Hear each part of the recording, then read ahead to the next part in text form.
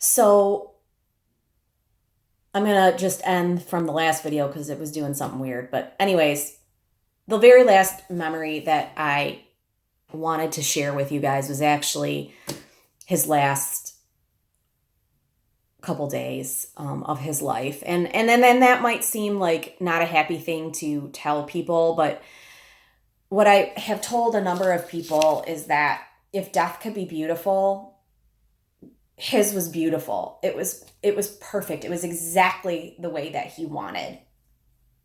We had found out actually the day, I shouldn't say this. We knew it was terminal like a few weeks ahead of before he actually died, right? And the reason why was because he actually got an infection and ended up in the hospital. And that like he just went downhill after that. Like that was after the second transplant, and we thought things were getting better because he like actually started responding, and then he got that infection, and he was just fucked after that. So, anyways, he um he was in the hospital, and I remember on the floor he was on, so they would have doctors do rounds on the floor, right? So it wasn't his own oncologist that came in and talked to him. And his oncologist and nurse practitioner are talking to him and basically telling him, they're using language that they hadn't used before, like if we do this, this will extend your life, and I'm not sure if Rob was in denial or he just didn't like he wasn't getting it, but I got what they were saying. And I remember asking the Asian doctor, I go, are we running out of options? And he goes, we're getting there. And he was very blunt about it. And I finally was like, how much time do we have? And he's like, oh, I can't say that. So he wouldn't give us an answer. And I was like, and I guess apparently they're really not supposed to do that anymore. Like I think if it's not your own doctor, they're not supposed to tell you. But I knew what they were saying. Like it was clear they were saying he was heading towards his life ending. So at that point, I'm sobbing uncontrollably. And Rob's just laying there stone faced, nothing. So the nurse practitioner, who was very, very, very sweet, she's like, you want to go and talk. So she takes me down this hallway, and there was like on the floor he was at, there was like a side hallway that like went vertical. And so she sits me down there, right? And we're talking, and I don't even remember the whole conversation. I just remembered, I was not mean, but I had to throw out like the bitch card a little bit because I felt like, okay, if he's dying, like we need to fucking know, right? And I remember I looked at her and I said, I know you're not supposed to tell me this, but you're going to, because I have a 4-year-old at home that I have to think of. And I looked at her and I said, does he have a year? She looked at me and she said, no. And I said, does he even have 6 months? And she looked at me and she said, based on how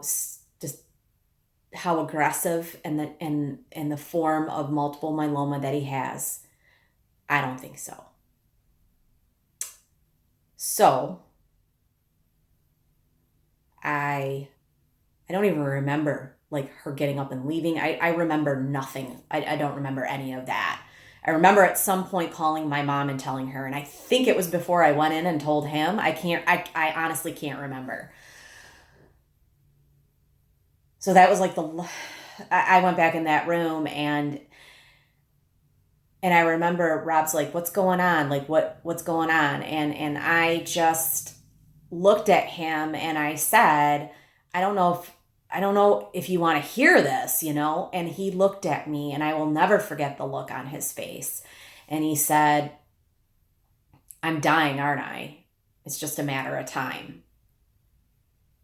And I said, yeah. And he goes, how much time do I have? And I'm like, less than 6 months, because that was all I could get out of them. They wouldn't give me like a time frame, but at least got out of them that like, yeah, he is in fact dying. And later on, I ended up asking another doctor, because the way you can find out is basically saying, like, would you recommend hospice? If they say yes, then that means they're confirming that they believe that the course of the illness is that the person's going to die in under 6 months. So that was horrible. And I don't remember at what point I was going back to his parents' house, and I was like, you want me to, I guess, tell them, like, I didn't know, like, you're in a fucking fog at that point. So he said yes. And then literally I might have been in the van going back to his parents' house because they had Victoria. I don't even know if it was 10 minutes. And he called me. He's like, I'm not putting that on you. So when I got to their house, his parents already knew. And as soon as I came downstairs, we hugged and we cried. And yeah, that was terrible. I would never wish that on anybody. And then I came home and I sat at this table and I looked at my daughter. And I remember thinking, like, I remember it vividly thinking, it's going to be you and me, kid. Just you and me. And I couldn't believe it. Like, I was sitting here and my head was spinning, like, I can't fucking believe I'm about to tell my kid her dad is, like, dying, And I remember looking at her and I just, you can't lie in these situations. I hope none of you ever have to do this, ever. But if you do, if there is one piece of advice I would tell you with kids, especially small kids, but any kid, don't fucking beat around the bush. Don't shield them from it. Like, that's the best decision I ever made, was not hiding it from her. So I looked at her and I said, Daddy's really sick. And I said, the doctors,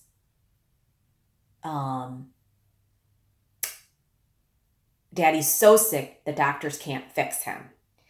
And there's going to be a point at which Daddy is not physically here. She put her hands over her ears and she said, no, no, no, no, no, no, no. I don't want to hear it. I don't want to hear it. I don't want to hear it. Every time I tell that story, people are amazed, because I'm telling you right now, that kid knew what that meant. That kid knew what that meant. And you could say, like, my kid's, like, super smart and all that. And, like, I would love to believe that she's, like, the smartest kid ever. But honestly, that's where she gets, like, I've said this before, that I'm very intuitive. That kid is the same fucking way. But it's more. Like, I'm telling you, in 10 years, it's going to be scary. Like, she has something that's beyond what I have, because she knew. She knew. And that's all I can tell you. You'd have to be here and you'd have to see her. She asked me only one time after he died. And it was like the first week when he was coming home. I've talked to other people that I know that have lost, where their spouse died, and every single one of them said their kid asked that, like, for the longest time. She never did. She got it. Don't ask me how, but she got it. At 4 years old, she got it, right? So, he eventually came home, and they weren't going to let him go for the longest time, because, like, when he was in there for that last infection, he ended up, like, he ended up coming in walking fine, and by the time he left that hospital, he had to use a walker, and his muscles just, like, had, like, given at that point. And he was so depressed he wasn't getting out of bed. So I was like, I finally talked to the floor, and I was like, look, you have to let me bring our daughter up there, because at that time they didn't allow anybody under 12 on the floor because of infections, but they made an exception. And sure as shit, I brought her up there. That man was up. He was moving. And they ended up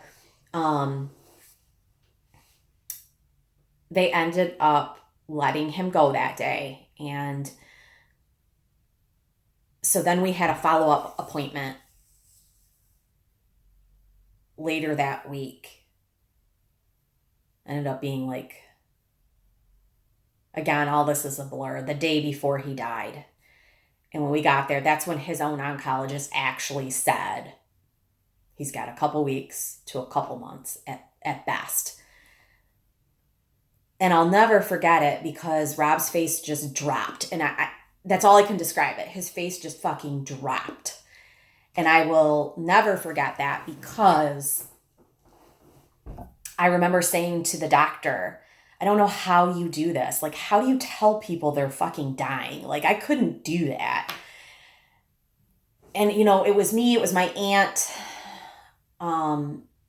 his dad, the nurse, the PA, the doctor. So there was a room full of people, right?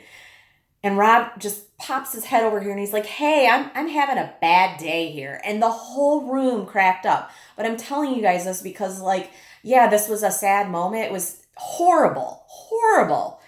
But he just made it, like, that's how he made things. He made it so funny.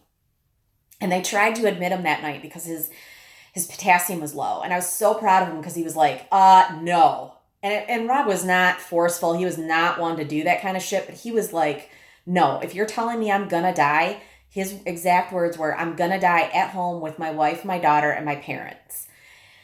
And so we get home and everything. And that night, it was just me and him and Victoria. And Victoria was sleeping at the time. And sleeping wasn't easy. And we couldn't sleep in the same bed at that point. And he got up, he was going between our bed and the recliner, because that was the easiest. If he sat on the couch, it was so hard to get him up off the couch. So at one point I helped him. He wanted to go from the bed to the chair. And so basically we swapped spots. I went in our bed and he went in the chair. Then at like 2 a.m. he calls me out there, right? And so this is literally, I don't know, 12 hours before he actually ends up dying. So 2 o'clock in the morning, and he calls for me to help him to go to the bathroom. And we had a handheld urinal, and I'll never forget it. Never forget it.